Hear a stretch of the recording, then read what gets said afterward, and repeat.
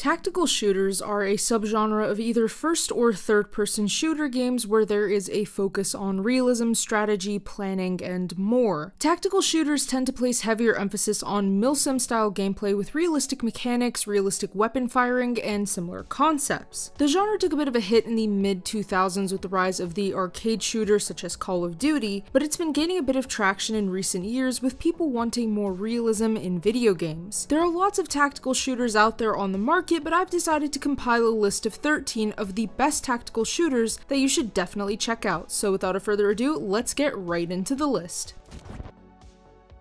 Recon Wildlands is a personal favorite game of mine, and in my opinion is one of the best Ubisoft games to come out in recent years. Although Wildlands does use the Ubisoft open world formula, which I know has become stale for many people, Wildlands still integrates it in a way that works very well for the gameplay design because you basically go around the map and fight against the cartel in Bolivia. Wildlands includes a lot of features for tactical gameplay, like using nature for cover, driving around with your squad of other players or AI companions, and just firing at cars that go by, and so much more. As a member of the Ghosts, you get to play as an elite special operations soldier and hunt down cartel heads, fighting against cartel members, liberating locations, and helping civilians. Wildlands was the first Ghost Recon game to feature an open world environment with 9 types of terrain such as mountains and deserts and more. There's also a dynamic weather system and day-night cycle, letting you choose when to complete missions and how to use the world around you to your advantage. Wildlands also has a ton of side missions for you to complete besides the main storyline, and when I say that you can sink hundreds of hours into this game, I 100% mean that you can sink hundreds of hours into this game. Genuinely, Wildlands is such a fun experience, and I recommend you play it for sure. Back in 2014, Insurgency released as a tactical multiplayer first-person shooter that takes a different approach to the way first-person shooter gameplay works. Unlike arcade shooters like Call of Duty, Insurgency simplifies the experiences down to a minimalistic HUD, no virtual crosshairs, no ammunition and health counter, and no minimap. Guns are accurate and very deadly, meaning that your own health is quite low. Many modes in Insurgency don't include instant respawns, forcing you to spectate until your team completes an objective. Insurgency's main style was to create a sort of hardcore shooter game with some level of accuracy while still maintaining a lot of the objective-based game modes that you'd normally see in any standard first-person shooter multiplayer game. There's also co-op gameplay modes where you and your team have to fight against AI enemies. Insurgency is the sequel to a Half-Life 2 mod called Insurgency Modern Infantry Combat. Insurgency itself struggled a bit to launch, but since then there's been a new Insurgency game titled Standstorm, and that just so happens to be the next game on this list. Another multiplayer tactical first-person shooter, Insurgency Sandstorm is the sequel to 2014's Insurgency and is set in a fictional location in the Middle East, where you play as one of two sides, the security and the insurgents. Insurgency Sandstorm has similar mechanics that have continued over from Insurgency, including a minimal HUD, no health bar, no ammunition count, and no minimap. The gameplay is tactical and methodical with accurate weapons that kill in just a few shots. There's a strong emphasis placed on teamwork in order to survive and win the match. Most game modes don't include instant respawns like what you have in most Call of Duty game modes. Instead, you'll have to wait until a certain objective is completed by your team. There are 8 classes featured in the game, with each having its own types of weapons and gameplay style. There's also fire support, which lets you call in something to aid your team. Security players get air support, while Insurgency players get things like rocket artillery, chemical gas, or something similar. There are plenty of game modes that were carried over from Insurgency, but some were removed. There are also limited time playlists, which include casual game modes that rotate every now and then. Although a lot of tactical shooters tend to take place in modern times or even in the distant future, some decide to go backwards in order to historical settings instead. One of those games is Hell Let Loose, a multiplayer tactical first-person shooter that takes place in World War II in different battles across different war fronts, like the North African and the Eastern fronts. Matches in Hell Let Loose are 50v50 combined arms battles between 2 teams, with you playing as either the Germans, Americans, Soviets, British, or the German Afrika Korps and 8th Army subfactions. Within each group, you play within different squads, either 6 rifleman crews, armored squads of 3 tank crewmen, or recon squads of 2 soldiers. There are different game modes within Hell Let Loose where you have to complete some sort of objective, either by capturing and controlling certain areas, or by controlling all of the opposite side's objectives, or something similar. Communication in Hell Let Loose is something the developers placed a ton of emphasis on, with each unit being led by a single officer who can communicate with the others. There's also different voice channels like unit only or proximity and party chat. There's also a text chat feature on the PC version of the game. The main thing with Hell Let Loose is collaboration, so it's not like Battlefield where you can pretty much just go off and do your own thing, especially if you're playing with randoms. The idea of Hell Let Loose is to play and work with others and stick close to your squad, which makes it an interesting take on a multiplayer shooter like this one. There are a lot of Arma games that have been released since 2006, with the most recent being Arma Reforger back in 2022. However, Arma provides a pretty unique style of gameplay that has kept it up as one of the more popular tactical shooters out there. Arma 3 is one of the most popular installments and takes place in the mid-2030s in a fictional location in the South Mediterranean Sea. The game is still being actively maintained and has a large player base as well as a very active modding community, meaning that it's clearly still alive for a reason. Arma 3 plays a lot on realism, with accurate deadly weapons that are affected by things like recoil, expansive maps with realistic land and water environments, and more elements. The main focus of Arma's gameplay is infantry, but the area has lots of vehicles like aircraft and motorboats that are available to use as well. Arma 2 takes place in a fictional Eastern European country during a civil war, with players getting AI squad members that add real-time strategy elements to the game. Arma Armed Assault, which is the first Arma game, takes place in a fictional Atlantic island and includes a linear campaign and even a multiplayer mode. A lot of the focus of the Arma games is on the multiplayer components, but there are things like the editor features in Arma 3 that let you basically come up with scenarios that you want to play. There are tons of mods as well that add a lot of cool components to the game, which make it a much more interesting experience. You can play Arma either alone or with others and shape the entire gameplay experience to the way you want with all the features in the game that you want to have. Squad is a tactical first-person shooter that is based around squad gameplay, hence the name Squad. Matches consist of 2 teams, with each team being made up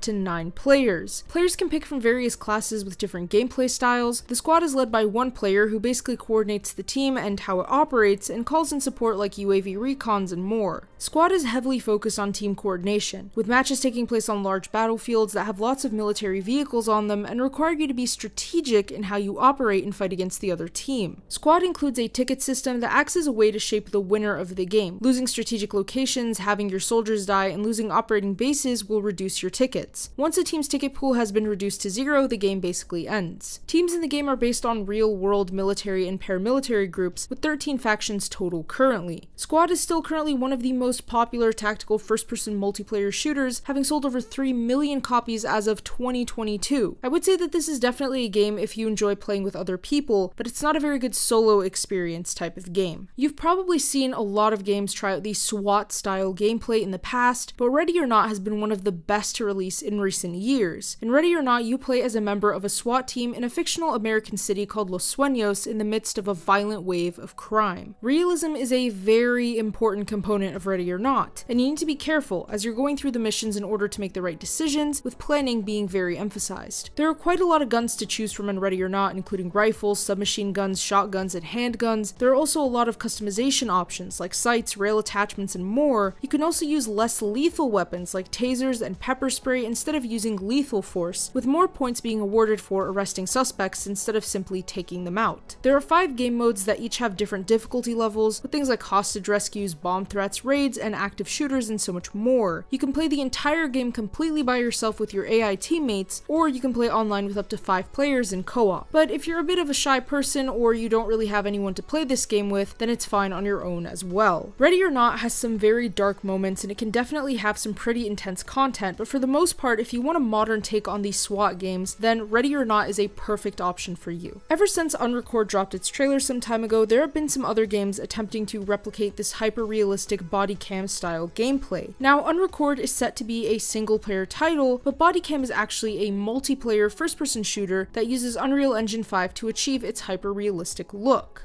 Bodycam lets you play from the perspective of what looks like an actual body camera. It includes things like immersive environments, an emphasis on strategy, and realistic animations, which make the game even more engaging. The game is currently in early access and was developed by 2 people, so it's currently still getting updates and changes being made to it constantly. Bodycam also does not feature a UI on the screen to let you know your health, ammunition count, weapons, or anything else. It pretty much just wants you to be in a scenario of realism, even with friendly fire involved as well. Now, I will note that Bodycam is still in a bit of a rough state, being in early access and being released not that long ago. There is definitely room for improvement, and some people did find the body camera style of gameplay to be a little bit difficult in a multiplayer context, but it is a very different style of first-person shooter and the concept is pretty interesting. Escape from Tarkov is a multiplayer tactical first-person shooter set in a fictional region of Russia. The main story behind the game is that there are two private military companies engaged in a war. You join matches called raids and fight other players and bots for loot, and your goal is to essentially survive and escape,